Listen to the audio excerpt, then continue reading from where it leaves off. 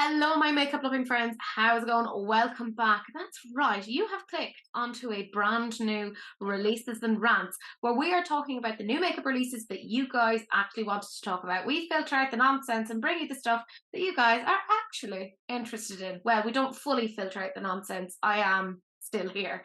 With me, I have the fabulous Wilma. Look, I'm loving it. And of course, she's like outdoing me. It's fabulous. Well, I couldn't let Tia do it all by herself. No, I mean, it is nice to have a little bit of variety every so often. Something about it being the spice of life, or maybe the sugar. Who knows? It's some sort of a condiment, anyways. But I would have no episode, guys, if you didn't actually tag me. So I want to say a massive thank you to every single person who tagged me in this sort of content. It makes a massive, massive difference to me because I can't be bothered going through all of the new makeup releases and trying to filter out the nonsense myself. That's right. I'm farming out the duties to you. Big thank you. And a huge thank you to my Patreons. You're a fabulous bunch. And we have a birthday, a very, very, very happy birthday to the wonderful Laurie. And in case you can't tell, as Wilma said earlier, the theme is man-eater.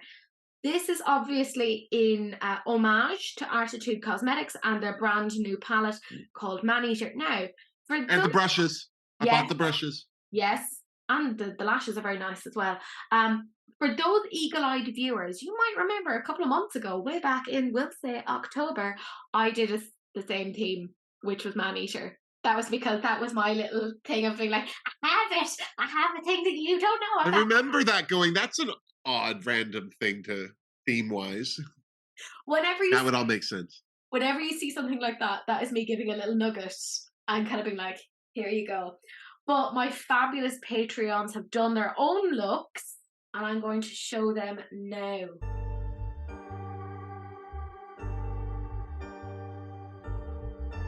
But we have some things to get into, and this first one, I'm not really sure how I'm going to speak about this, but fuck it, I'll open my mouth and see how the words come out.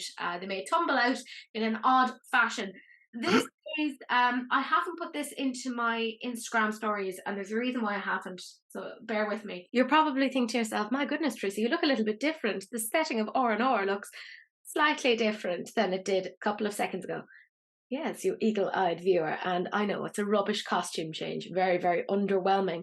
But there have been some developments on this topic since I filmed less than 24 hours ago, and I figured it would actually make more sense for me to keep you as up to date with it as possible and give as broad an overview and picture of what actually happened. So as I had been saying, Heritage Cosmetics outlined that they were coming out with this particular palette. It was called Acceptance. Love the name. Love that that's kind of where they were attempting to go with this. This is an Indigenous owned brand, indie. Love that. Fantastic. And I think a lot of where they were coming from with this particular palette was with the best of intentions. However, speaking as an autistic person, there is a very, very long history of the puzzle piece, and the puzzle piece being an emblem of various organizations that are affiliated with anti-autistic rhetoric, basically kind of having the idea of let's try and cure autism.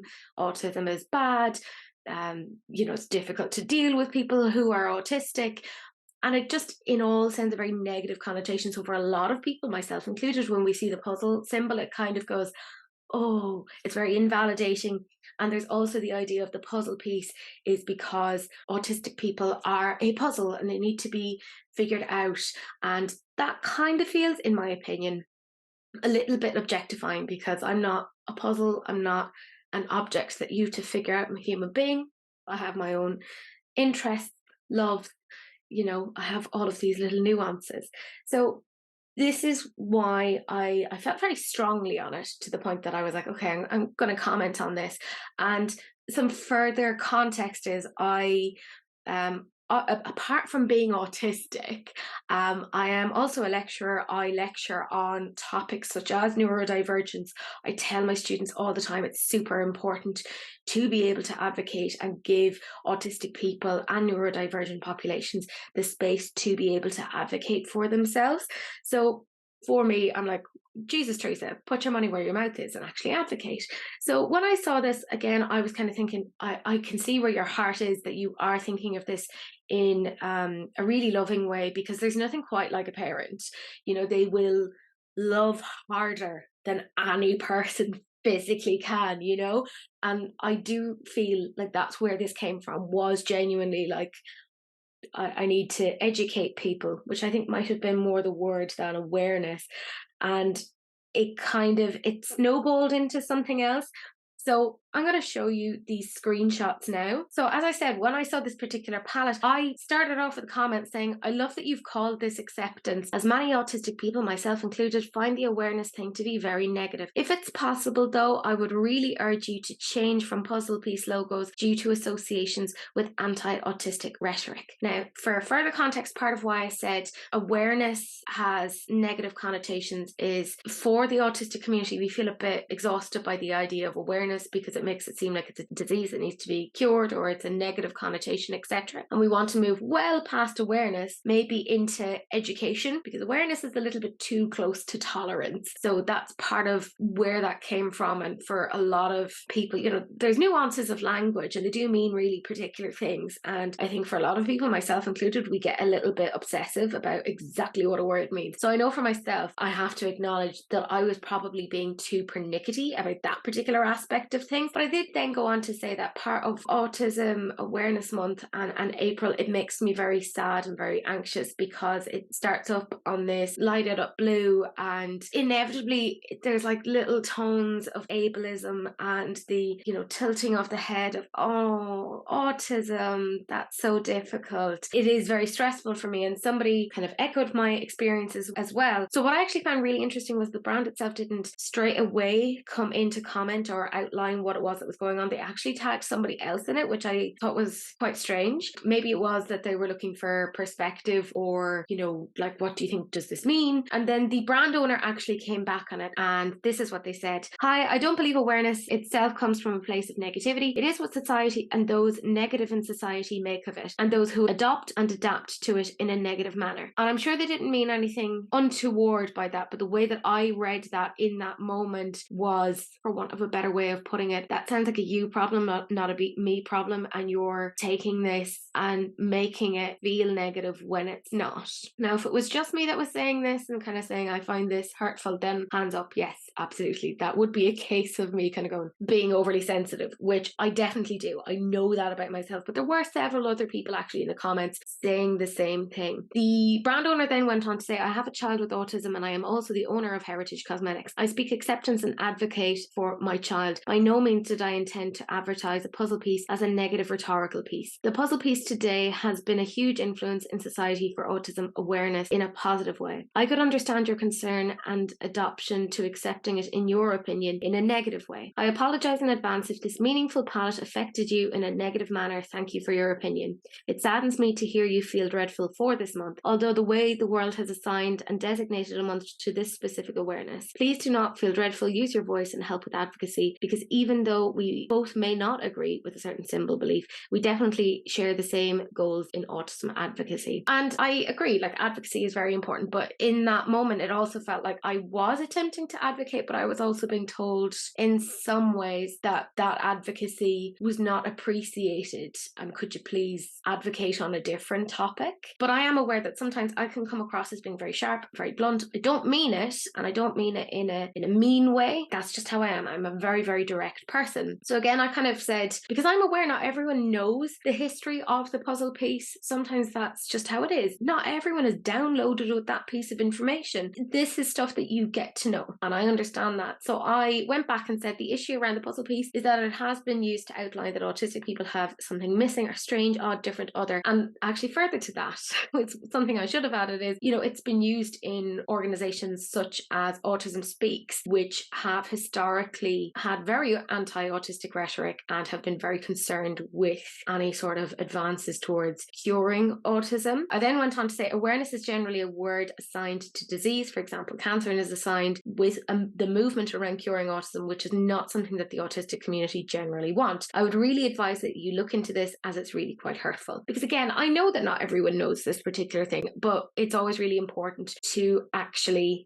research these things. The brand owner then got back to me and said, correct, bean, which I get that, she was trying to say you're thinking in the past, but it felt a little bit dismissive, because although, yes, this issue with the puzzle piece is definitely, it is historic.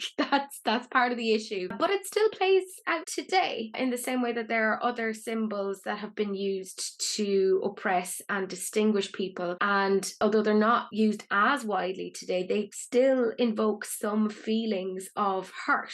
She then went on to say, it is also what you adopt it as, being positive or negative. And again, human beings were very, very strange in that if an item is seen as being very strongly valenced and has a very strong emotion tied to it, we're more likely to adopt it. But the thing is, if the undercurrent of that emotion is all negative, it's very, very difficult to actually undo the trauma that's around it. And it felt a little bit like the similar thing that sometimes people with depression hear of, like, have you tried being happy? Have you tried not doing this particular thing? So it just felt to me a little bit dismissive. I'm sure that's not what they were actually trying to do, but it didn't feel the nicest way to actually communicate that particular thought. They then went on to say, I'm going to have to disagree with your thought on the meaning awareness. In my example, children are taught in school and brought awareness on bullying, and I wouldn't say bullying is a disease. And that is true. However, bullying in and of itself is a very negative thing, and you're saying awareness is for all of these negative things. We don't have, chocolate awareness month. Please be aware of the loveliness of chocolate. It's always things around stuff that society has deemed to be a negative thing, like Suicide Awareness Month. She said then awareness is more being well informed, but again, it's what one makes of it. And I agree. And that was why I was attempting to inform and educate, because for me, I'd prefer to use the terms such as education. The autism community I'm surrounded by doesn't feel the same as you. And although I wish you did not feel quite hurtful from this, I cannot change one's feelings. But again, thank you for your words. Things will only hurt if you let it. And again, there was something that was a little bit like invalidating of feelings. It's very difficult to speak on matters like this when you're in a minority group. And I know that even within this minority group, there's so much intersectionality. And here I am as a white woman talking on it, and there's way more to it than just like my opinions on this. But I know, again, I wasn't the only person that was actually feeling that way. I did feel a little bit dismissed. I was then told stay beautiful and take care. So I did kind of say that based upon that, it sounded like they had actually asked autistic people. So I said,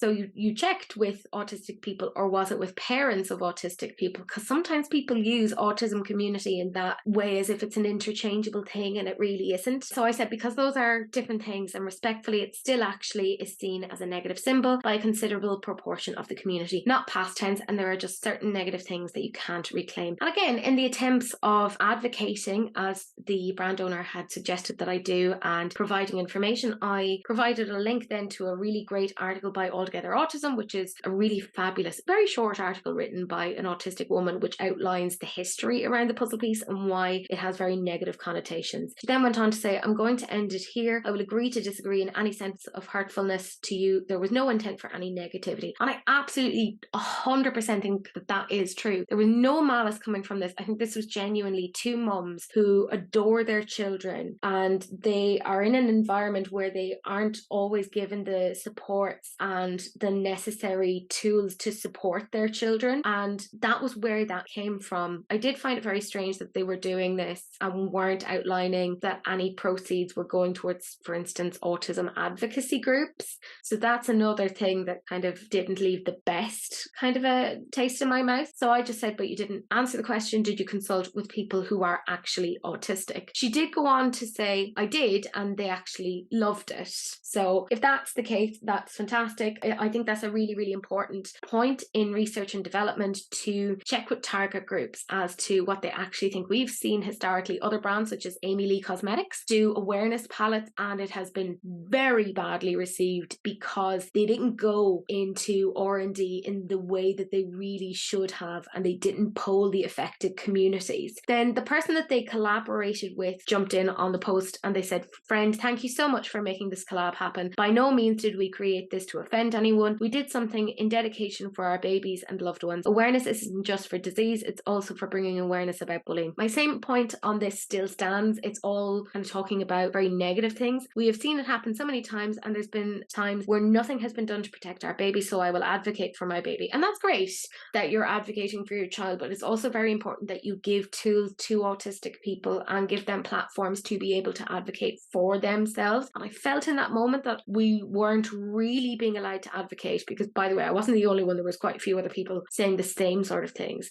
She then went on to say, however we choose to see things, we should not be looked at like we did something wrong. And I'm not saying that they did something wrong. This is not an accusatory thing, but there comes a point where you have to understand that if something that you've done could be perceived in a negative way, you may need to adapt and change and revise your behaviors, or at least, I get they've sunk a lot of money into this, maybe just say, like, we're really sorry, we didn't realize this is going to be limited run, we're going to put money towards autism advocacy groups, and we will know in the future not to do this anymore. And actually, we're, for the month, we are running pieces of information by people who are actually autistic. I think that could have been really, really good. She then went on to say, the way I see it is my kids are my puzzle pieces, and without them I'm incomplete. We love everyone and would never do anything to hurt anyone. And again, I think this is where you really see that this was born out of really, really good intent and really caring about their family and their children, and the idea of what puzzle pieces meant to them is really very sweet. But as I said before,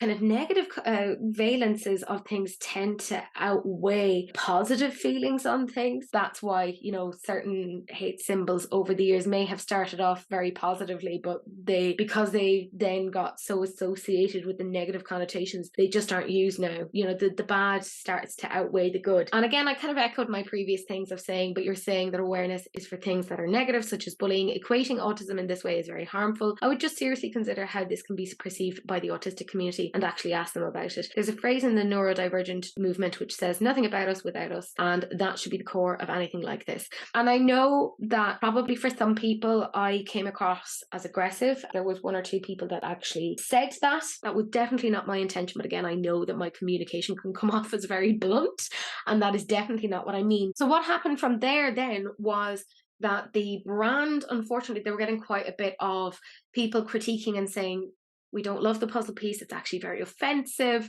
And eventually, in addition to turning off the comments, they deleted all of the comments, and anyone who had actually kind of voiced their concern around the puzzle piece was blocked, including myself. And that includes both autistic people and non-autistic people. I know that, for instance, Transtopia, who reached out and said to the brand that this was actually quite hurtful, I'd reconsider this, they got blocked as well. And I will say, by the way, Transtopia, thank you so much. They actually set out a little corner on their page with the like neurodivergent symbol, which is like a rainbow infinity sign, and they really gave like a really nice safe space for people to talk on this, and I hugely appreciated it. It was just a little bit frustrating that my voice was blocked, and not just my voice, but the voice of many other autistic and non-autistic allies and advocates. So it was very difficult to see. And I saw that the person who was collaborating with the brand then put up a video of their autistic child on their page, and then kind of doubled down and said that, well, I feel this way about the puzzle piece, and people have been attacking the brand. And I think sometimes people get very confused between attack and critique. And it's something I bring up with my students quite a bit of. Critiquing is not attacking. Critiquing is showing where there's potential room for growth and education. And you need to be able to take that on. In the same way that I need to be able to take on the fact that I probably was a little bit too obsessive. And I was coming at it from a very, like, not quite agitated, but a section of feeling very oppressed, when I'm sure that wasn't actually what they were doing at all. But as I said, they've blocked me, they've blocked several other people. They kept the palette up on the site or on their Instagram for quite a while, even outlining that there was going to be a pre-order. However, despite the fact that I have them blocked, I went onto Instagram and signed out, and I can see, and I'm going to show you this screenshot, that they removed all of the posts about that particular palette, and there's no information about it on their website. So if that's the case, if they've decided to kind of scrap it, I think that's a really big move on their part.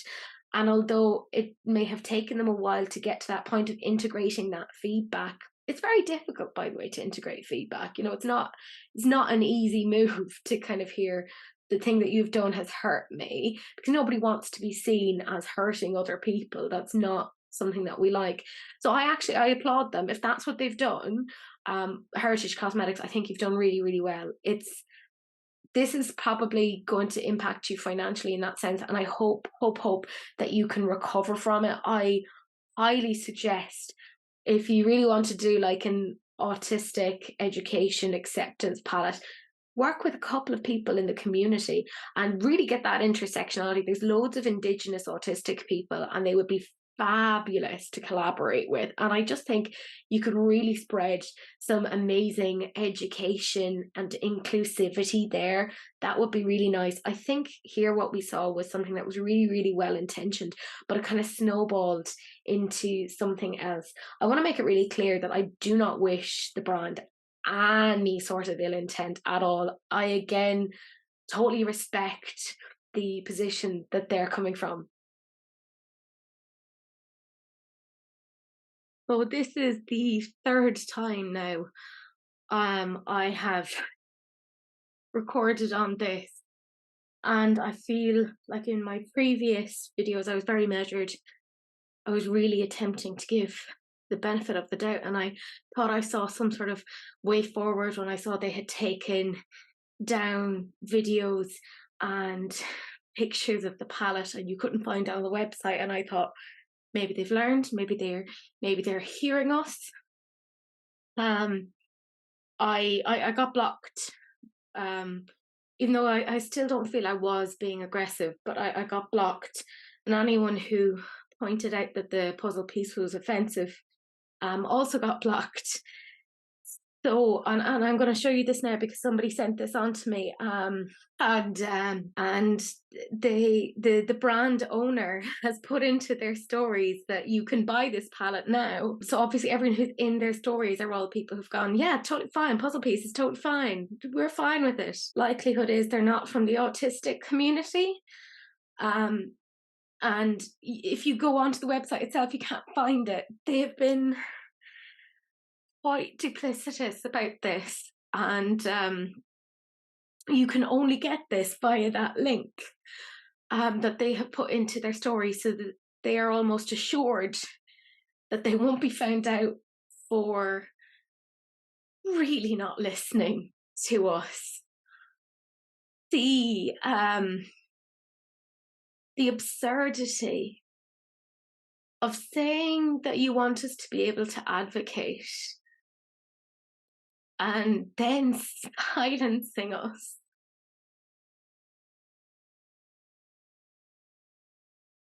Trying to profit from us. You know on some level it's wrong because you've hidden it.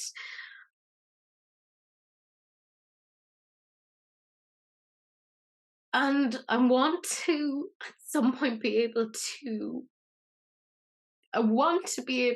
forgive. But for me, this just shows a complete inability to grow and listen and adapt and really, really include us.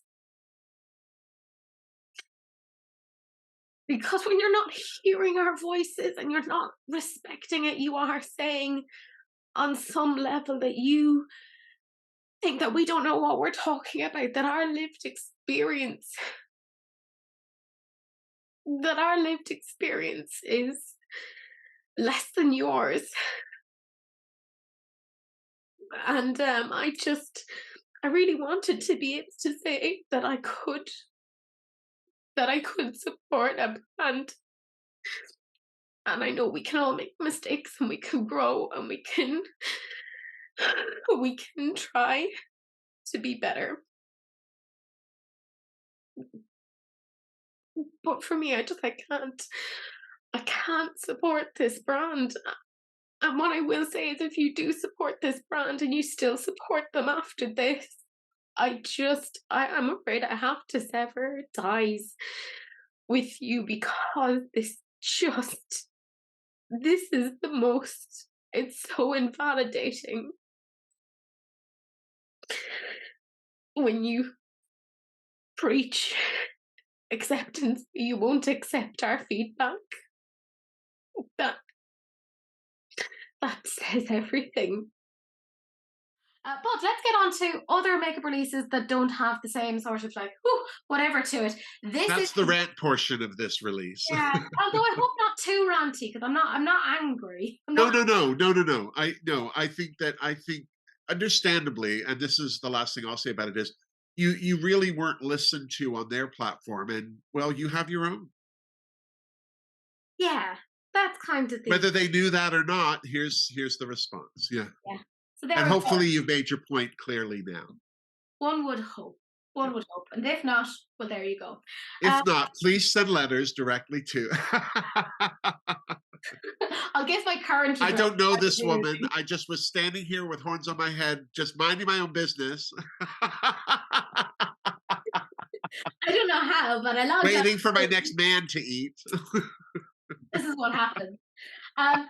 So then the next thing that we're actually going to talk about is Makeup by Mario, who's been kind of doing a lot these days. This is the Moistureglow Plumping Lip Color. Can we please, for the love That already sounds rude. I'm sorry. I know. Can we please just leave plumping lip stuff behind? I really don't get it. And I love how it says like highlighted ingredients, encapsulated H2O, water. But apparently it is meant to be like a very unique formula and a lot of people are liking it so far. It's like free of all these particular things, which, you know, go read the list. It's the whole thing. And it is available now for $24. And in general, people are liking it. However, there's one particular shade and it's the shade Poppy, which is more of like a red toned shade. And there's been a lot of videos of people really struggling with that because it's bleeding all over the place. Because of that encapsulated H2O, that it's just kind of going on. So it's an interesting one. Like Reds are a hard formula to begin with. They are. And then you add in something new, like a moisture, because it looks like they're trying to go for like a vinyl sort of a lip. Yeah, which is weird because it doesn't, the swatches look like that. But the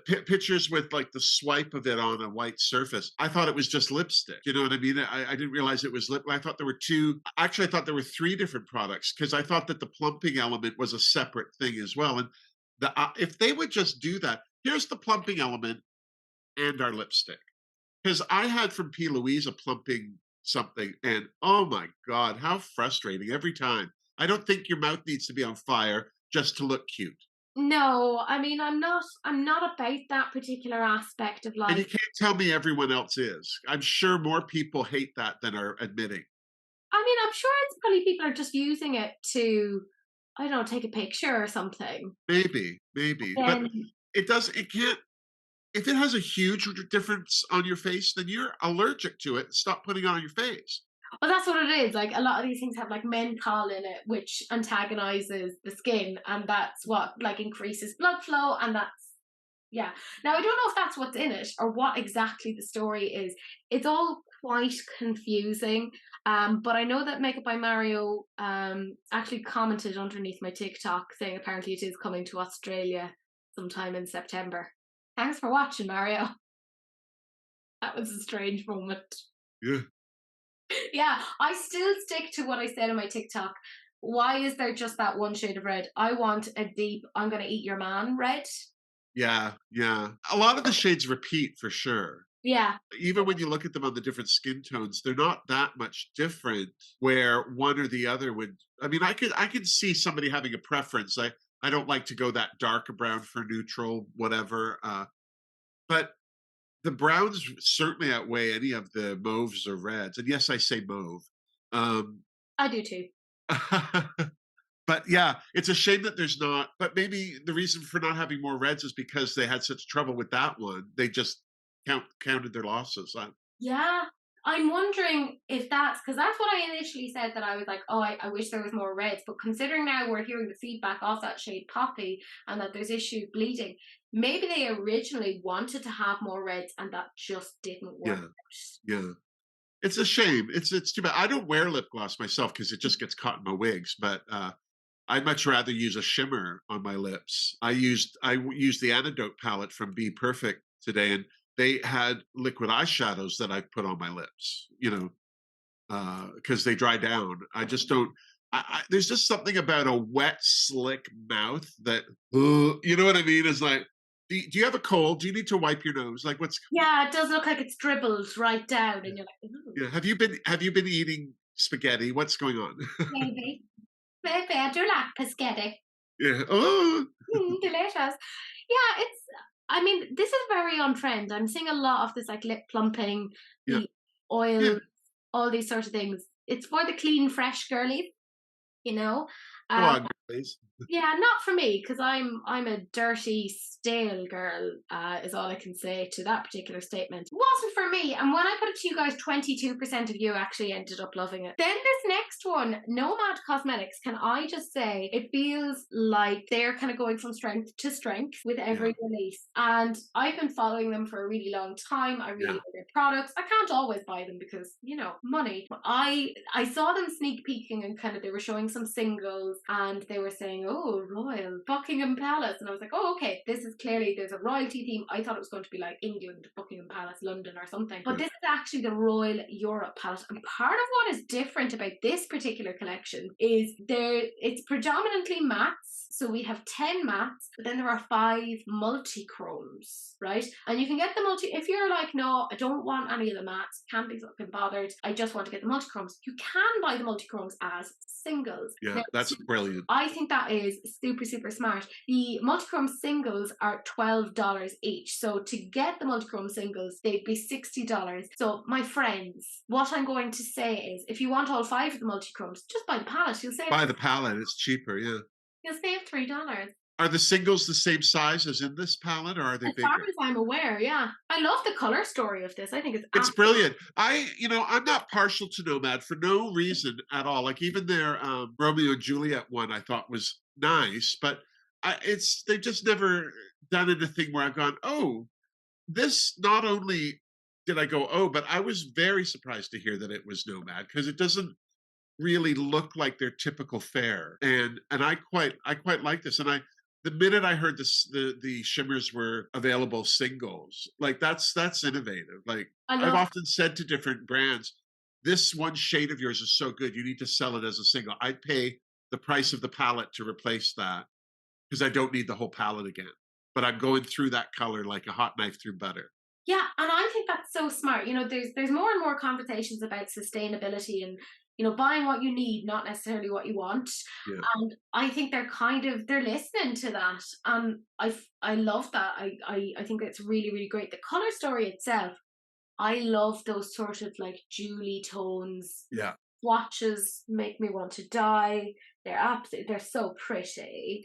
I feel like they've just generally done a really, really good job on this. The only problem I have with this palette is there's not a lot of depth. Although that one brown, which is in the middle on the last far left row, Yeah. looks so dark in the swatch. It does, But yeah. but it doesn't photograph dark. So it could be one of those things where they just look different on the skin. But the darkest shade to me looks to be that purple shimmer. And I love the tone of that purple. Yeah. I would have much rather have seen that in a matte. That would have been fabulous. Yeah, because that's a gorgeous color. And I know purples are hard to formulate. I really do understand. But the only fault, again, in this palette for me is just there's not a lot of depth, and there's not. I do love a black and a white in a palette. It just makes the whole palette more versatile. That's Yeah. one of the problems I had with Interstellar. Yeah. There's not a white in that whole palette. It until I looked for a white, I didn't realize it didn't have one, and then I'm like, what the hell? All these pans, and you didn't put a white in? Yeah, I think particularly if you're going with a much bigger palette, you could really go with including those. I think, and I look, Wilma, I've said it so many times. You're doing a palette. I really appreciate it when there's a white and a black. Yeah. And if you're a Nomad fan, they have great blacks and whites in other palettes. So you do have them already. But I'm one of those people, I like to try and challenge myself to just use the one palette. Same. And I think that for a lot of consumers who aren't buying the ridiculous amount that I end up buying because I have issues.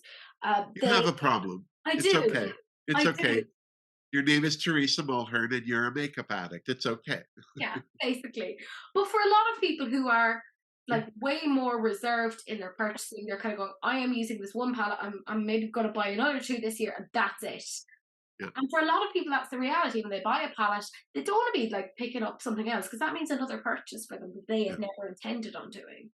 So, or if Nomad did sell a black and a white as singles along with those shimmers. wouldn't that be You fun? know, like if they're selling singles anyway, then they should sell a black and a white anyway, because we all have flash or magnetic palettes that we have space in. And I mean, particularly when they're already doing the multichromes as singles anyways. I think you know what the problem is? They didn't ask us. Ask me anything. Just not about my sex life, because you know there has to be limits to these. Yeah. Yeah, I think this is beautiful. I feel like they're really going from strength to strength. And I gotta say, I've obviously been talking about Nomad Cosmetics for years at this point. And it's really interesting to see, because I feel like the last couple of releases they are getting more and more popular. Because when I put it to you guys, hold on to your hats, 53% loved it. I loved it. I normally say I'm on a no buy or I don't like something. Those are my two go-tos. I love this palette. This is the first Nomad one. I think I said that a bit. Yeah, and I was talking to the brand owner and she was like, oh my God, it's actually done really well in the polls. They normally don't do that well. I was like, anything above a 30% with you guys is usually pretty damn good. Yeah. So when we're seeing 53, this is like overwhelming success for them. So fair play. I really enjoy it. Oh my God, this next one, I cannot cope. I really enjoy Jordana, Ticia, and they do some beautiful powders, etc. But they've been sneak peeking and saying, hey, we're coming out with like some blushes. And when I tell you, this has me in a tizzy. This is their new blush duo. So it's coming in a cream and in a powder. So if you're like me, I like putting on a cream and then I like putting on a powder on top to intensify it that little bit extra. Oh do you my need God. the powder to set the cream, or do cream blushes dry down to a powder consistency? They will usually dry down to a fairly powdery consistency. Okay. I don't use cream blushes, so Yeah. Now that's usually how I do my makeup. Is I like have my foundation, I blend in the cream into the foundation, and then I'm like, a little bit more colour won't hurt. I just put more. Well, once you get your eyes on, then you can really see how intense everything is. Exactly. So that's kind of the way that I go with it. So I kind of love that she's got it so that you have this duo, the same colour in this one compact of your cream on one side and your powder on the other side. Oh, that's how it works. Oh, that's lovely. That's a good idea. Isn't that smart? I love it. Yeah. And she'd come out with 6. So it's not two colors, it's just two formulas. Two formulas. Isn't that smart? Yeah, that's very smart. She's done this before with her bronzers, where she's the cream bronzer and she has the powder bronzer. Yeah, I think that's very smart. So it feels like you're getting more bang for your buck. You know how some days you might be like, oh Jesus, I'm very textured. Can't be going in with a powder. I need to have my cream. And then other days you're like, no, today is a powder day. Yeah, exactly. Yeah. I also like the range in the pinks, because you could at first glance say, well, there's 3 pinks and they're very similar, but that one pink is very blue. Yes. And that doesn't look good on everyone. I like a blue pink for me, but then you've got the soft rose one next to that more rosy, like, you know, so but that even that yellow, I am not a fan of yellow blushes, and that's a beautiful tone. Yeah, it's beautiful. Because you see, what I'm going to say is we've seen a massive trend in blushes of everyone kind of going oranges, yellows, etc. Yeah. For me, I've really been enjoying. I personally like it. But I really feel like there's a little bit of a gap when it comes to pinks. And I feel like Dana has really captured on that. And I love that, you know, she's so involved in the brand that she's shown the products on her own face. And oh, is that her? Oh, she's lovely. Isn't she stunning? How dare she? Yeah, because some of those pictures, it's like, where's the blush? I mean, clearly she's got great skin tone, or whoever did her makeup, like the application's brilliant. Yeah. Oh, she does it herself. Oh, she's done so. Even the red looks great. Like, but she looks like she just came in from the cold. Like, I know. It looks stunning on her. So it's really nice to be able to like picture it on like her skin tone and see what it looks like. And then you can see those subtle differences across those pinks. Yeah. That initially you kind of go, oh, I don't know. But then you see that it does look that. And her complexion is perfect to show off all those shades, because they all show up on, like, you know what I mean? Like, she's not so pale that anything looks porous. She's not so dark that it disappears. It's a great canvas for these colors. Yeah. And you can tell she said before in like reels and TikToks, etc., that she has spent a really long time formulating that. And I followed Jordana Ticia for a really long time, and that's kind of the core where they don't release things constantly. Yeah. They take a big chunk of time between a release in an attempt to develop and innovate. And what I will say is, if you haven't gotten their powders, their setting powders, shut the fuck Is up. it great? Fucking amazing. To the point that they actually have to let people know a couple of days in advance when they're going to restock because they're gone. Yeah. Oh, I'll have to give them a look after my year-long no-buy, which I broke because of Arttitude. Thanks, Ruks. Doesn't count. But yeah, brilliant. I have a soft spot for indie brands who are really innovative. How much are they? They haven't given a price yet, but I suspect if I look up now, because I wonder if it's probably going to be the same price as their bronzer duos. Right. Their For bronzer 2-in-1, I would pay up to $40 for that. €32.39. Excellent. Yeah. They usually on the bronzers, for example, they do like duos where you can have, if you're an MUA and you wanted all 5 or all 6 or whatever, they usually do bundles. Right. If you're wanting to get 2 or 3, by the way, all of those bronzers are sold out. That'll give you an idea How good they are. Yeah. like they don't tend to be in stock for very long, and they tend to be like, just so you know, guys, we've just got it in, we're doing this now, here you go. Yeah, I'm here for it. I think it's absolutely fantastic. Will I get all of them straight away? No, because it's fucking money. Will I eventually get my gross little sticky raccoon paws on them? Yeah, I mean, if you treated yourself to one of the pinks and either the red or the orange, then that's a good jumping off point. And then maybe you find that one pink you got is perfect. You don't want a different pink. Exactly. Yeah, this is another brand I'm not too familiar with, so I think that's a great introduction. It makes me intrigued to see what else they sell. This was similarly popular. So where we had Nomad at the 53%, Jordana was also at 53% love it. Yeah, that's a great showing. Yeah, clearly it's resonating. This is the collaboration that, I don't know about you, but I definitely did not see coming this year. Although given the fact that Elf just did their really weird slime, now they're doing a collaboration with American Eagle. Now I don't really know much about American Eagle because it's not available here in Ireland, but as far as I know, they do a lot of They just sell jeans and t-shirts. Like Okay. it's a jean and t-shirt store, like Guess jeans, but less. They are expensive, but it's not like Abercrombie and Fitch. It's like along those lines, but a little more accessible. Oh, okay. Okay, so like mid-range. Yeah. So I have to say, for a collab with a denim store, this is spectacular. Like, this is so, like, I look at that and I want to say American Eagle Outfitter. But that's the thing, the colors themselves, if you look at the palette, and I love that they have the little indentations, that you have like for the little pattern on your jeans pocket. I think that's really cute. The colors themselves make a huge amount of sense when you think about it. Yeah, this is totally makes sense. I mean, would I buy this palette? No, but that's just because I don't, I need more oomph for my buck. But as an accessible, affordable 12-pan palette with the other accoutrement that they have, including that denim bag. Oh, that's cute. I would buy that denim bag just because it's adorable. And the tag for it is it's American Eagle Outfitter denim that they're using. So I would feel better if they were recycling their old jeans. That would be fabulous. But I'm not mad at that bag. I think that's a great, I think that for a marketable drugstore collab brand launch, this is very impressive.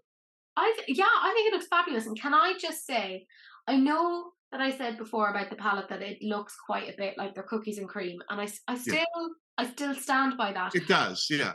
But I think this is very like the Melt Cosmetics Blueprint palette, which was blue and brown toned. Yeah. I think it's going to be a good dupe for that. Yeah, they're not reinventing any color story wheels here. No. But it's tried and true. Browns and blues do well on skin tones. And the nice thing is they've got a nice range of browns so that this should work on just about everybody. It's just I it's well executed. I still don't understand those marbled pans. I don't get what it is about them. If they went on the face looking like that, I'd be much more excited. But I get it. You're swiping a brush and you're getting a shimmer with a matte all at the same time, or I don't know what it is, Yeah, but it still looks like not every pan is like that. That's the other thing. yeah. It's like it's just two. They're very similar. Yeah, If they're the not. whole palette had been marbled, I would have Yeah, thrown my phone out of the window. yeah. This palette's not scaring anybody. Yeah. But I think it makes sense. I think it's visually very, very appealing. The price is $16. Absolutely fabulous. And I just think it's a very wearable palette. Even that cheeky clay mask, the picture they have of it on someone's bum is hilarious. But that's very American Eagle Outfitter. Like that, again, they kind of picked up the Abercrombie and Fitch mantle. Yeah, I like it, and I think as well, with that clay mask, if it's the general quality of Elf skincare, I love Elf. Their Yeah, skincare is I really think I think Elf's support products, not meaning their actual makeup, but you know, all of their like primers and everything is spectacular. yeah, For the price, they're excellent. they're easily one of the best drugstore Yeah, brands, and I will fight anyone who says otherwise. I think the yeah. only thing I'm a little bit like disappointed in is the lip balm, mostly because I like any time that anyone says like it's a color changing pH lip balm, I kind of get a bit like, oh, for goodness sake. Like I get it though, it's blue, it's fine. I kind of think there was that opportunity for having like maybe like a blue eyeliner instead, Yeah. like maybe a blue and a brown Yeah. eyeliner set Yeah. could have been cute. Yeah. I don't know. For me the lip balm, like I use chapstick. I use chapstick because I like it. It goes on clear. It doesn't bother me. Having something that may change with pH, that's just another ingredient in there I don't necessarily think helps keep my lips moist. Yeah, You know what I mean? So it's not for me, but I think for kids, and again, I mean, 25 and under, I think this is definitely marketed for. And especially new makeup people or people who like makeup that somebody has on their gift list, like that just the bag alone, I couldn't care less if there was one or two items in there that weren't great. yeah. If that came in that bag, Same. I'd be okay with all of that. Can I also say though, the packaging of the items in general looks like the clay mask. If you told me that that was like Tatcha repackaged, I'd be like, yeah, looks it. Yeah, It does look yeah, like. Same with the lip balm. Like yeah. it doesn't look drugstore. I think that's No. what Elf is doing really, really well. Like Well, it also really does reflect American Eagle's brand because they sell stuff in their store. Like they also sell, like the Gap does. They have fragrance. They have things in there. So this isn't really even new for them. This makes sense, but I think it just gives American Eagle a platform to sell a broader range of things that they wouldn't normally waste their time on yeah, or have the time for. I wonder, will like if you go into American Eagle, will you be able to pick this up? They should. If they don't have a It'd be weird. tie-in with Elf for that, that Yeah, would be a it's a shame. opportunity. Even if it was just the full package. I think in general this is done really well. It's a Yeah. drugstore brand. I don't get annoyed about it. I do feel like maybe they need to chill out a little bit on like how much they're releasing because we literally just did the fucking weird slime thing last week. Yeah. So maybe just chill a little bit. Maybe like once every Yeah, they're leaning into ColourPop territory. and that I don't love that. So No, it worries me. yeah, I will say though, it didn't fare that well with you guys. No, I'm surprised. Yeah, 17% of you loved it. And I think it's because I got a lot of comments saying it's very similar to their cookies and cream. This next one, it feels like Rare Beauty is kind of going from strength to strength to strength because I don't know about you, but I haven't heard a negative thing about it. Not that I No, have. I've never heard. Yeah. The one thing that I have from them, and I keep it in the makeup drawer right next to me, which shows how beloved it is, and it's this fucking highlighter, and it reminds me of like the old bourgeois components. Ooh, yeah, that's lovely. Oh, just Oh, yeah. delicious. I will say that like this particular product, I was never 100% certain. The things always like in Rare Beauty's brand kind of made me go, ooh, interesting. But look at that. Oh, yeah, that's gorgeous. Like it's Is that spectacular. expensive? Like 20-something euro. Although that's all right. Yeah. It wasn't bad. Like, I think she's keeping the cost down, and I really appreciate it. A lot of people talk about how the components are really accessible for people with disabilities because it's easier to open. Yeah. Love that. I like that she's tied in this new product, which is initially when I saw it, and it was like, oh, it's a tinted lip oil. I was like, oh, tinted lip oil, my fucking arse. Like, I hate it. I don't say I hate tinted lip oils, but I'm like, choose what it is that you are. You know, like a lip oil with a little, like a soupçon of color. I don't care, right? Yeah.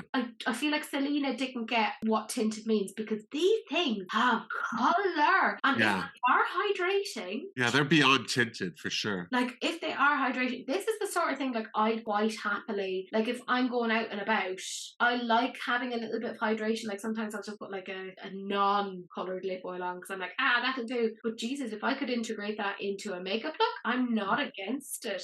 And if the hydrating thing, it's not going to be for everyone, obviously. Some people like the matte lips, that's grand, totally respect it. But I feel like she's even come out with some like really good colours here. Oh yeah. Like, it's not a massive colour story, but you're still seeing your reds, you're seeing your kind of pinks, you're seeing purples, you're seeing those bright. It's a usable colour story. It is. I love it. Yeah, there's something for everyone there. Even if it's not the brightest or the most intense, you wouldn't hate it. Yeah, and it's $20, which that's all right. This is what I'm saying. I feel like she's keeping the prices down so that it's not like going to absolutely bankrupt you. And I appreciate that. And part of as well what I enjoy about Selena Gomez is she actually does use her own brands. Like, yes, she does. Yeah. In life, she's like, okay, well, this is how I like to use this, and you know, it's really clear that she actually is interested in her brand, and that it's not just a like, I'm only coming onto this live because I've got a new product coming out. Please buy it. Like, she actually does seem to enjoy it, which makes me enjoy it as well. And I feel like this is the perfect moment of, she's got a lot of goodwill from people who just are genuinely fond of her, but then she also has products that are really good. Yeah. Genuinely really, really good. I haven't heard any negative reviews. I heard one negative review, I tell a lie, and it was this one girl who had like the liquid blush, and she said, oh, every time I open it like this, it just, product goes everywhere. And I'm like, yes, that's true of everything if you yank it. Yeah, stop pulling so hard. I'm sure it's not the first time she'd have heard that. I feel very, very bad for any partners of them, you know. Jesus, I'm just saying, go around like a Ken doll, you know. But I love this. I think this is really, really pretty. The more I'm seeing of Rare Beauty, the more I feel like I am going to end up getting more stuff from them. The only things that haven't caught my eye are their eyeshadow palettes, and you know me, I'm an eyeshadow hoe. That's the thing that I go for, but they've never really gotten me. But it makes sense for her brand because she goes for the very like simple aesthetic. Yeah. I think it's fabulous.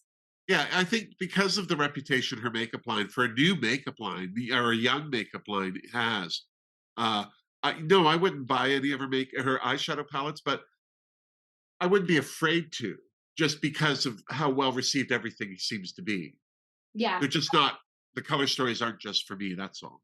Exactly, and you know that if tomorrow she, we'll say hypothetically, decided, oh, I'm coming out with a new eyeshadow palette and happened to be your colors, you'd have the confidence to go forward and be like, oh, actually, yeah. That's the thing. I feel like with her brand, I feel very confident about it, that if I get it, I feel like I will end up enjoying it. Yeah. And again, this did really fucking well. It did really well. 42% loved it. And this is for a crowd, by the way, that don't generally get excited about lip products. I also like this one just because I thought the colorway or the stories or the options and the opacity were lovely at $20. Yeah. Excellent. This next one really surprised me. Not because the release itself is like new or innovative or whatever, but because I'm genuinely surprised that we're actually hearing from Morphe after everything that has gone down. Because I was like, I thought they were bankrupt.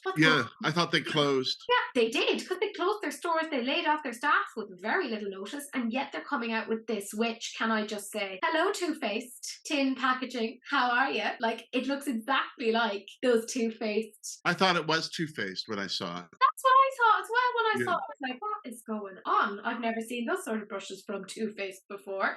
Yeah. But it's a palette, and there's also, of course, some brushes. The palette itself, it's nothing new. It's really lacking depth. You can't even really accuse it of being mid-tone. I personally do not trust the swatches because No. Morphe have historically done this, where they've taken something and they've just computer generated it. Well, it doesn't even match the photo. Like, if you're going to computer generate the swatches, then computer generate the palette too, because it's clearly not the same. Yeah. In theory, looking at the palette, this looks like a very lovely summer palette of just washes and hints of color that make you look like you just had a good walk on the beach. Like, Yeah. I don't dispute the appeal of this. But you and I both know that there is no way any of those tones in that palette are going on your face like that. And shame on them for showing those swatches and alluding that they do. But that's the thing. I'm like, what has happened between it being in the pan and getting onto the brush and then onto your face? Are you really trying to tell me it's going to look like that? Because Yeah. unless it can had some sort of a like transformation, like how we have in like the communion, where Yeah. bread becomes the body of Christ. Is Yeah. this like that? Is this the Morphe communion? Is my question. Really weird to bring religious undertones. There you go. It's Because I would buy the palette that those swatches are from, but I even find it hard to find what color is meant to be what swatch. exactly. And I said as It's well that looking at those swatches, I would use those as like blushes, as like, maybe ah edges of the eye. There's some of those that I'm like, highlighters. It's a full face palette for sure. 5,000% I would use it for that, but I can't trust it on those swatches. It's very disappointing. Just on that, and then again, I also have to admit, I'm not a very huge fan of Morphe's formula.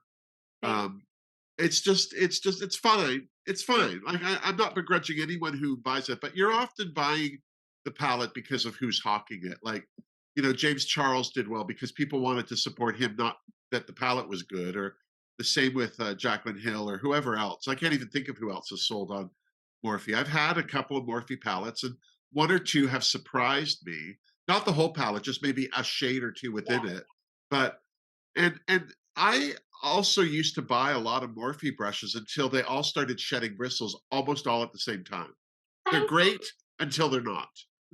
it's like there's an expiration date. Like when you get Yeah, an item and there's like a warranty of like 2 years, and then yeah. on year two, day one, it's The falls. glue just disintegrates, whatever it is. Yeah, I have Morphe brushes here, and it's like there's just yeah. like you could see they haven't worn well, and I mostly just keep them here because I'm like just using for like little I blending. had a great powder brush from Morphe that I threw out because it was just I would constantly have to pull hairs off my face.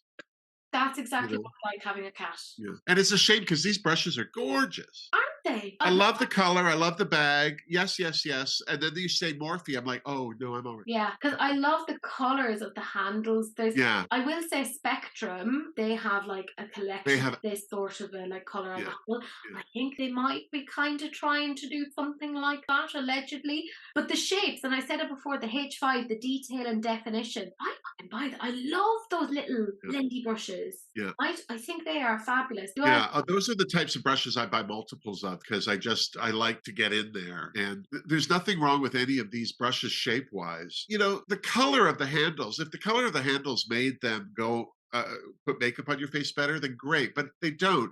But what I like about colored handles is it helps me identify the brushes. Same. Because I have some brushes that I like.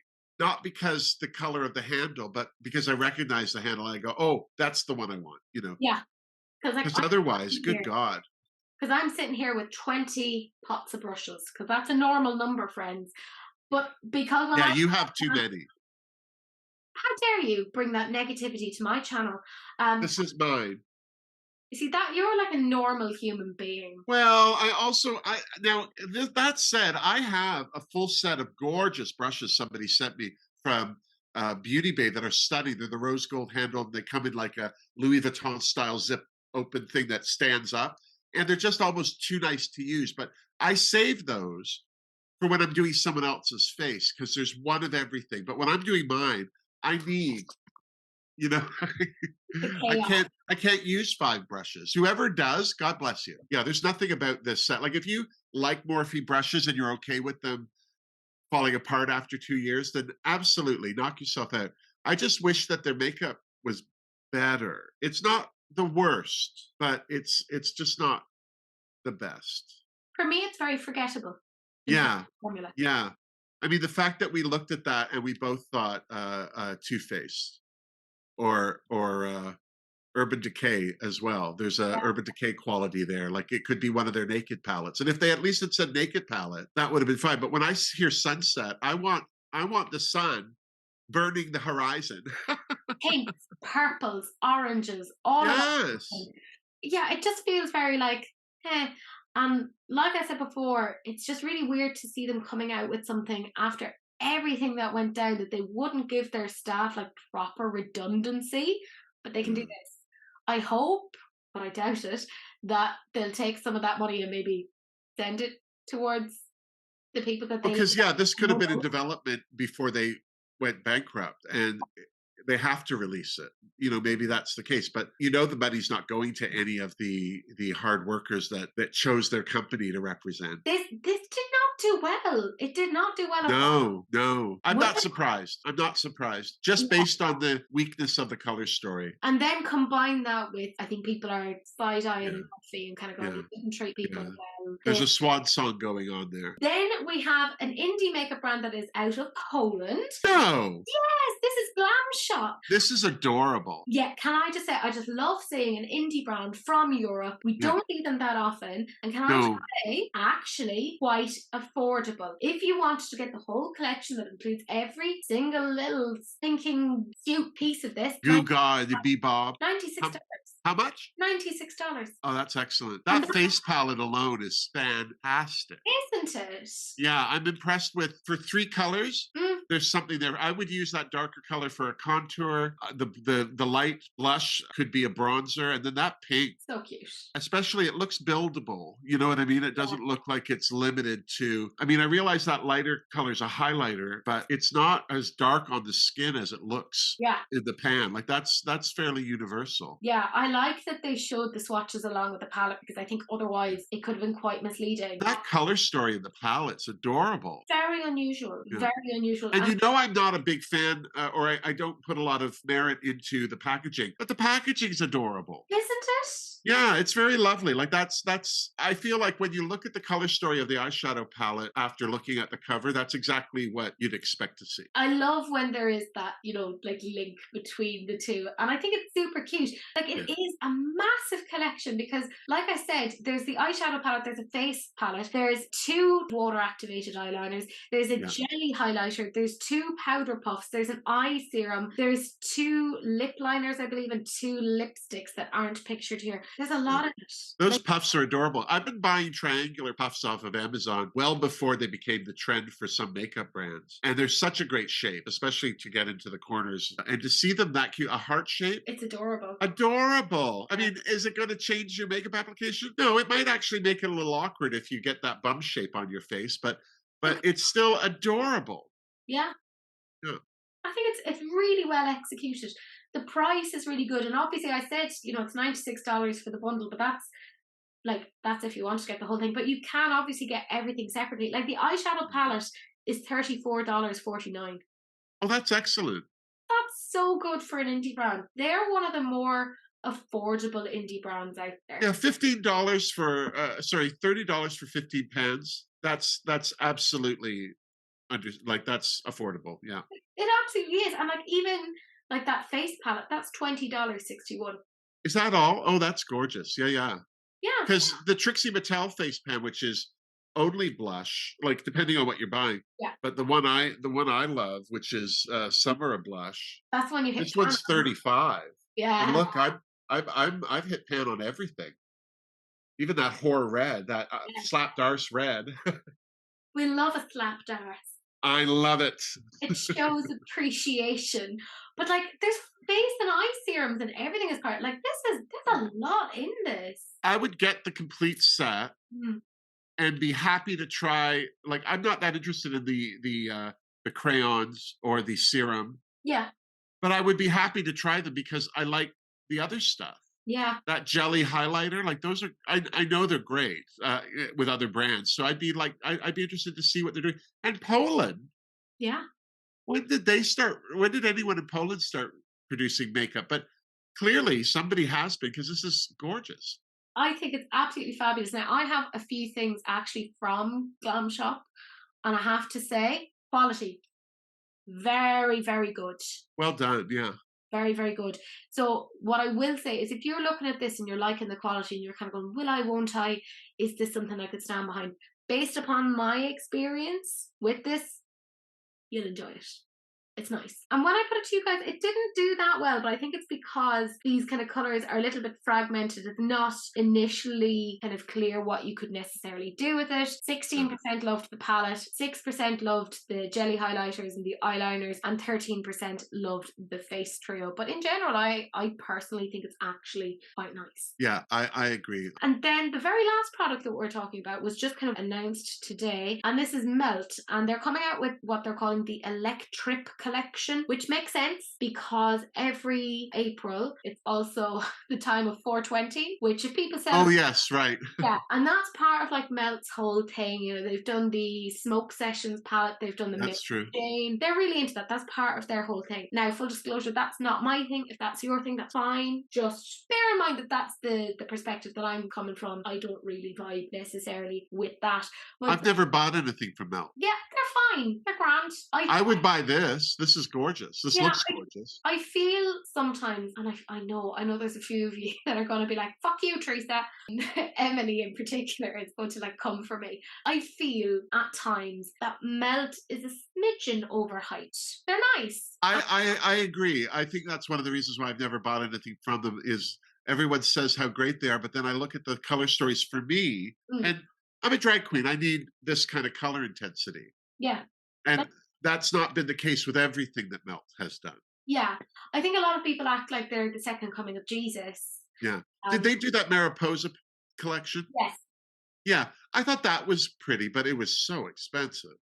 And that's the other thing is I feel that if I actually look at the quality of it and then equate the price to it, I don't feel that they're matched up completely. No, is there a price for this palette yet? We don't know it yet because they literally just in the last couple of hours had but it's probably like $60 for what's that? 2, 4, 6, 8, 10, 12?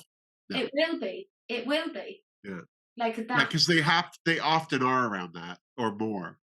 Like it's a pretty color story, and I would absolutely use it. I think I'd enjoy it. I love that kind of blue matte in there. Yeah, stunning. I will say though, if I look at any other brand, like say Beauty Bay, do I have that color? Yeah, you do, Teresa. Yeah, I have all those colors somewhere. Yeah. Like, but do I have them all in one convenient palette? Yeah. No, I don't. But I suspect, obviously, they're going to come out with some other things. They have done very well with, like, say, their gel eyeliners before. I think they're going to come out with more of those. Maybe some more lipsticks, I suspect.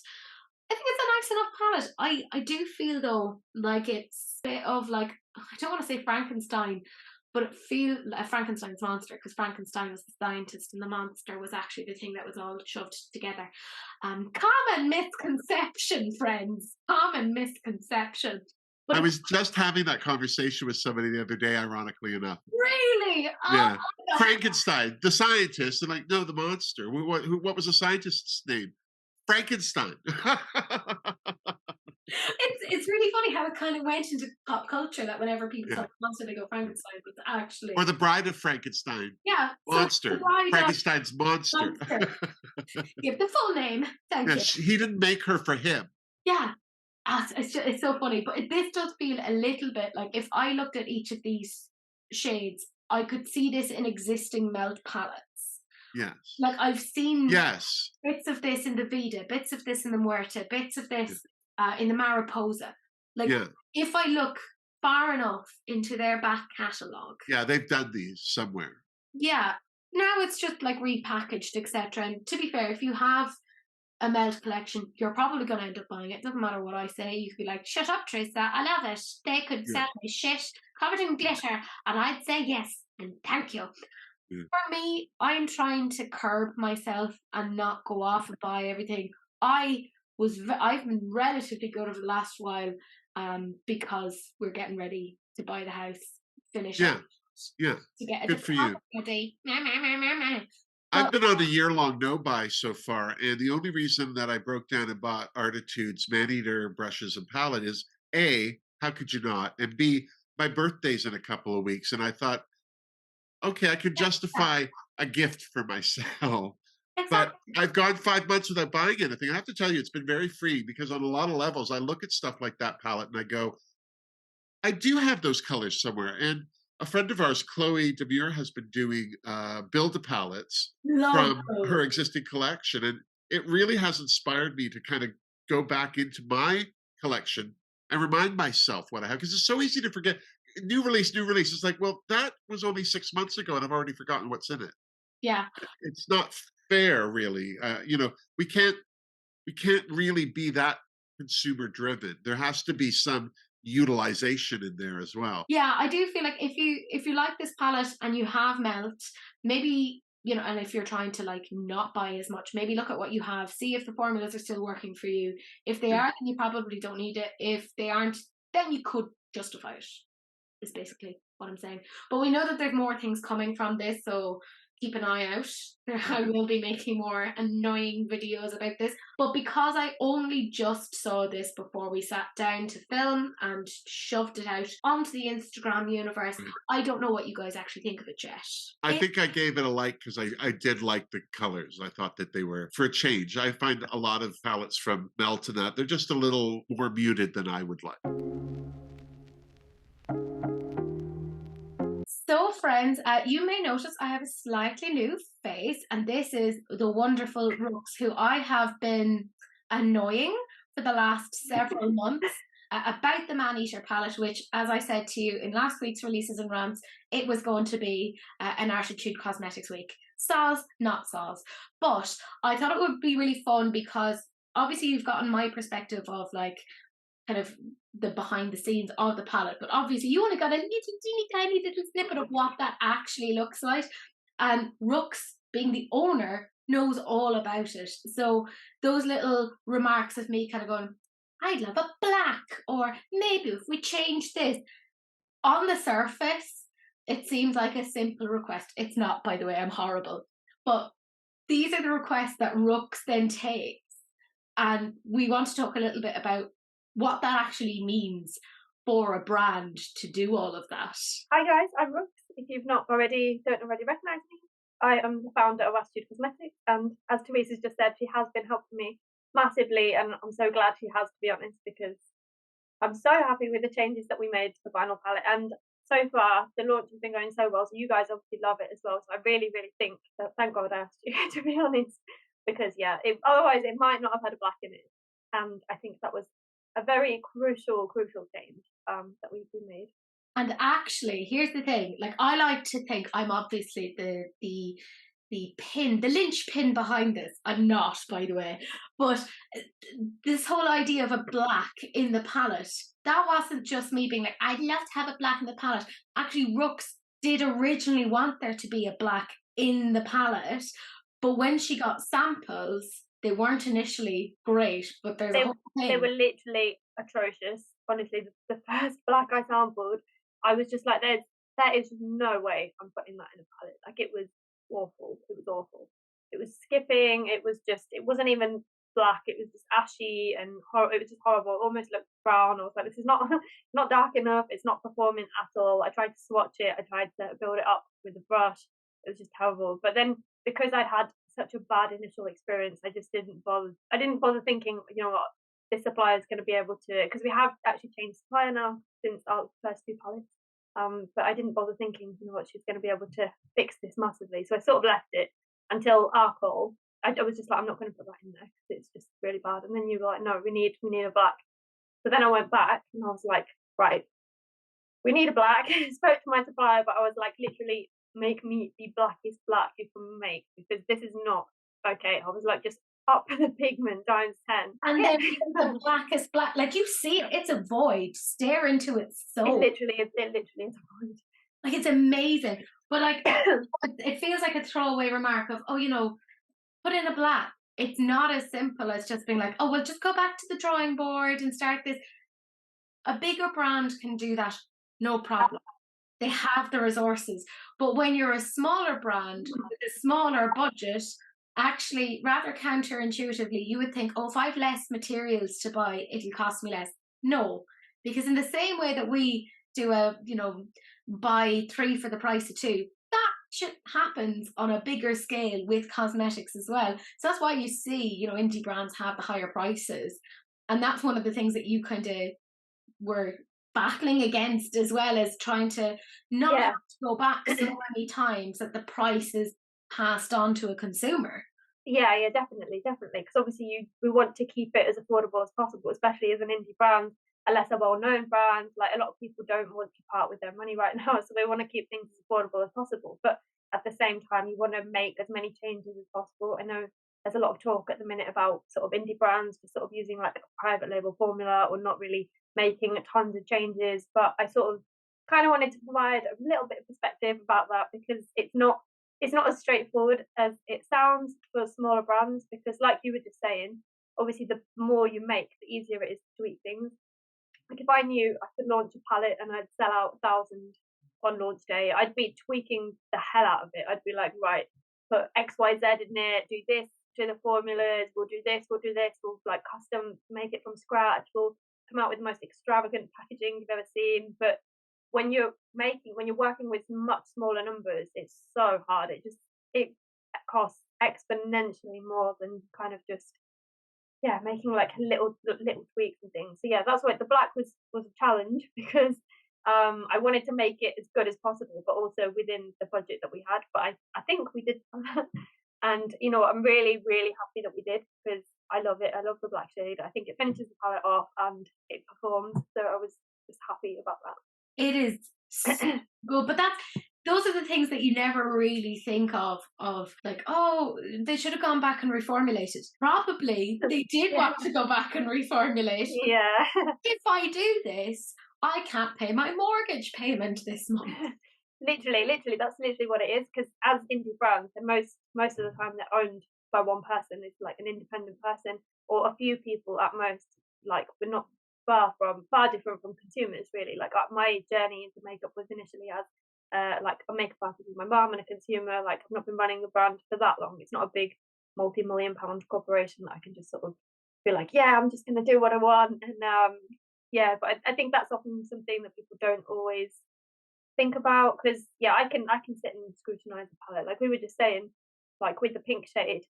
I'd still want a tiny, I'm really happy with it, but if I was going to be really picky, tiny bit more pigment or payoff would have been perfect. But within the budget that we had, that was the best it was going to get, and I am happy with it. I'm happy with it given the constraints that I know that I've had to go through as a brand owner, with the budget, with everything that I've had to work with. It's not But I think that's one of the things I've noticed about your brand is you have this tendency of, if this is not as good as I can possibly make it, I'm not doing it. That's literally what I did with the black. I was like, no, not putting it in, get it out. But I'm glad we went back. Also, I've given out to you before in my way of, you came out with multi-chromes there a while ago, and you're like, I don't know if I'll come out with these again because they weren't exactly the way I wanted them. And I was like, for fuck's sake, Ruks. And I think that's something really nice to actually see as a consumer, that you want to stand as behind your products as you possibly can. Because definitely, like, even right now, obviously I'm wearing no makeup, but Ruks is not wearing her own palette. I'm joking. She's wearing mine hair. Like, she's not like one of those people that is like, I've just made this palette, here, you go off and buy it. She's using her own products as well.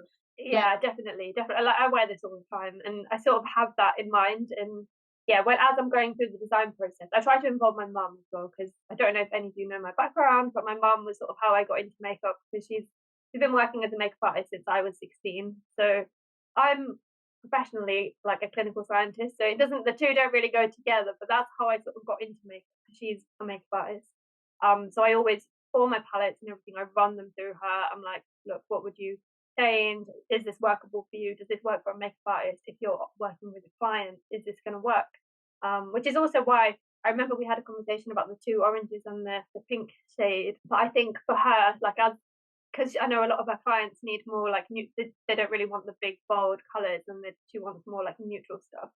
She was like, leave a few neutrals in there so that at least a few people who are sort of journeying into their makeup perhaps can still play around with these sort of like more muted colours and sort of be a bit braver and try to dip into the foiled shimmers a bit later on. But at least there's still options there. Because I think that's the thing. It's like super, super versatile. Like I can just take this out and there's a deep brown in there, and I can take, you know, the brown and have that on like the outer corner. I can smudge it out with a little bit of this, and then I can have this, you know, on the inner corner. I can put a little bit of this on there, and it's a neutral look. But it is actually a very colourful palette, so it is very, very versatile on that. I mean, I'm very biased, but I think you did a fantastic job. Thank you. And it's so cool to know that there are these challenges that underlie trying to make formulas be a certain way. It's not like, oh, go back to the lab and go do it myself. No, it's not as straightforward as if it was. I mean, that would be heaven. That would be perfect. But yeah, no, it's not, unfortunately. Especially when you're sort of like as an indie brand, it comes with its own challenges. I'm sure on a mass scale production, they have their own challenges. They're probably trying to absolutely maximize like cost margins. I think I was watching an episode of Good a Boss once and ages ago, because I was like, I like seeing the behind the scenes of like how businesses run, because it sort of helps me. And she was saying, she was sort of having a discussion with some of her people about making like a little palette, and I think the business sort of side had said to her, you're only allowed 4 shimmers, and she was just sat there like, no, I want all this and this and this, and they were like, no, like that's all you can afford. You want to make any money on this, that is it. And she was just like, no, like having a breakdown over it. But sometimes that's the reality of it, because at the end of the day, it is a business. It is trying to grow, trying to make money, and then trying to expand. And hopefully, as that goes on and on, we'll improve our formula and improve all these things as we sort of expand. But that's the thing, you know, you're saying like, oh, as we move on, we'll improve, etc. And I've been following you since towards the beginning, if not the beginning, very shortly after the beginning. You know, I have like quite a few of the palettes. And don't get me wrong, I loved the earlier palettes. I really enjoyed them. But for me, I really feel like this kind of stepped it up. And it's like where we're going. I'm like, I'm here, I'm watching, I want to see what else is happening. And I think that's what you're saying, is you kind of have to like ride it out and be super take those steps. Yeah, make those safe choices initially, so that you can take that kind of goodwill, the trust, the loyalty, the relationships, because that's a big chunk of what indie brands are really early on. Build on that, and then be like, not only am I not an awful person, but I now have very nice shades and good formulas. Yeah, it's really, really nice to hear that, though. Actually, it's nice when other people, because a few other people have said that to me as well, that they've been following me for a long time and they've really seen the brand progress. And because I feel like it has, but it's nice when I hear that from other people, that no, we've really seen it go from like what looks like a really home sort of growing brand to like a proper established business, and it's sort of giving that feel more and more. And it's quite nice to feel that like, oh no, our products are actually getting better, they're performing, like more people want to hear about Arttitude, and I'm hopefully going in the right direction with it. But yeah, but definitely. No, it's been... like for me it's really, really exciting to see. And you know, I hate to be that person, but also, you know, Jacqueline Hill used to always be like, I've been working on this for 2 years, and I used to always like laugh and be like, sure, Jacqueline, sure. Yeah. And actually, I can see how you could, though, because there's I was the exact, before I started my brand, I was the exact same. I feel like there's no way that's impossible. Like, how have they been doing something for that long? Like, but now that I've been, like, obviously, like you said, you've had this palette. When did I September, October. Yeah. I was looking on my Instagram actually, and I posted a picture in July 2022, and I was wearing the palette. If you go on my Instagram that far back, I was so yeah, it's been a long time since. Yeah, because even I was saying to Elma when we filmed earlier that the theme was man-eater, and I did man-eater as a theme months ago. as a nod, and it was just me and Ruks being like, you both a little inside joke. So if you ever see a weird theme coming up, just be like, what is that about? What does she know? What is happening? So if by the time, next week rolls around and the theme is apocalypse, start hoarding toilet paper. Maybe. So I might know that something is happening. We've been doing that anyway. I'm building a little fortress. Great. Like cushiony goodness. For me, I feel like this is my favorite that you've done, and then my next favorite is the liners. Litted liner. Palette, that has battered. It has gone everywhere with me. I go backwards and forwards to Mayo every so often to annoy my parents. And that's always thrown in the car. Yeah. So, I think with that was sort of my thought process was, because I'm always traveling about all over the place and rarely ever in one place. And with makeup, I always try to think when I'm packing, I want access to everything. And with the split liner palette, I was like, I want all the formulas in one place. Like, I'm not seeing that before. So I was like, I want duochromes, I want my mattes, I want sort of my like UV colors, I want it all in one palette. And that was what I. Yeah, and that's part of why I love it. And like I said, I do just feel like every release is just better and better and better. Thank you. And I know that this has just come out. Yeah. But I speak on everyone else's behalf.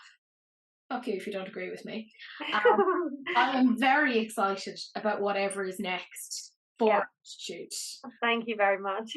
I'm so excited, and I expect that this will do very, very well in sales.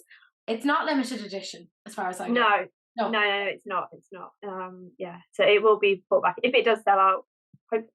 If it does sell out, it will be put back in stock. So yeah, there's no panic or rush. I love it when a brand does that, because I get really annoyed when people are like, it's limited edition, buy it now or forever regret it and think about it.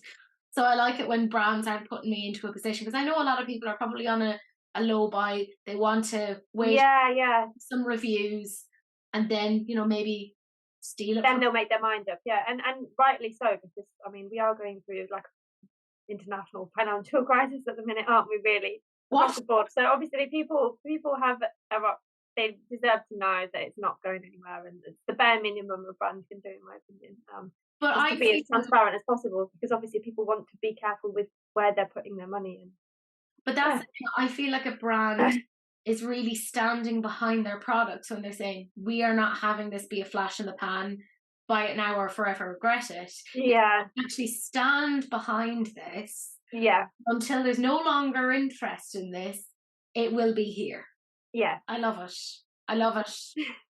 Thank you. Enjoying, like, I'm glad I got the new one, but I also have the older one, which comes out, so I'm like, hee. Love it. Guys, if you haven't gotten it and you're having a little eye and kind of thinking, I wonder, I highly recommend it, but don't just trust me. Go find other reviews. There's lots of other fabulous people. There's Kerry Kay, there's Sparkle with Kylie. There's lots of people who have played with this particular palette. Go and check them out. Don't take my word for it. It's fabulous. And Ruks, thank you so much for letting us know the background of this. No, not at all. And I just want to say as well, thank you to you, Teresa, because like you've kept this a secret for so bloody long, and for me it was a big risk as a brand owner to take, because I really wanted to sort of involve somebody, but it is a big risk trying to involve somebody and hoping that they don't tell anybody and sort of keep it to themselves. And your feedback was actually really helpful for me, so I'm very grateful that you got involved, and I was able to share this whole process with you. I really enjoyed it, and it meant a lot to me as well. So I mean, full disclosure though, I did tell Sahil. I think that's acceptable.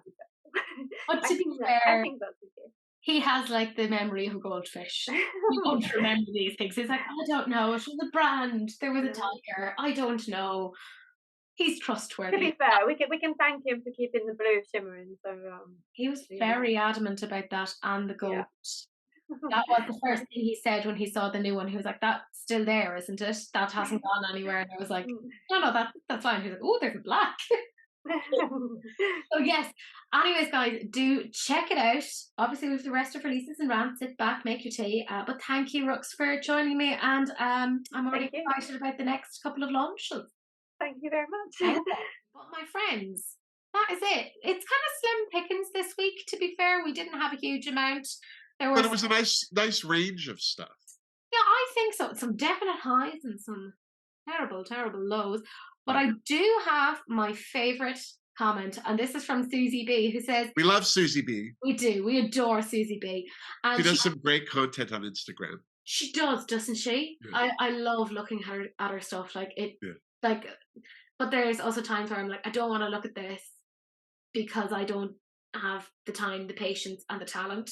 So fuck you, Susie, in the nicest way possible. I do love you, Susie. With love. F off. Yes. In the Irish sense. F off. In a truly Gaelic tone. Frig yourself. With lube. But the fabulous Susie says, it's my channel. I do the editing and the PDFs and stuff for Teresa. Don't let Elena hear you calling yourself choc liver. She'll try to sue you for copyright infringement. It's true. Elena actually issued me with documentation just the other day. I now owe her the house that we're currently buying. So herself and John will move over to the back arse of nowhere in Wexford. Well, she'd have to get her arse to Ireland to claim it, so you're good for now. She'd hate that. Elena living in the countryside. No, she would hate that. But my friends, that is it. That is the end of the video. You know the drill though. I have Wilma's channel down below. She's fabulous. And she recently did a video that I requested, which was The Princess Bride. And I may have watched it on repeat a couple of times because it's my special interest. So if I have to say, that was one of my favorite makeup and movies to do as well, just because everybody in that movie is iconic. Either they weren't at the time and have become, or they were at the time and it made them more so. But my friends, that is it. That's properly it. We're going to F off now. Do please like, comment and subscribe to myself, to Wilma. Turn on the notification bells. And do please share, because sharing is caring, except, of course, for STDs, in which case, you know, just wrap it up. Don't be gross. But that's it. That's the end of the video. And we'll see you guys in the next one. Bye! Bye!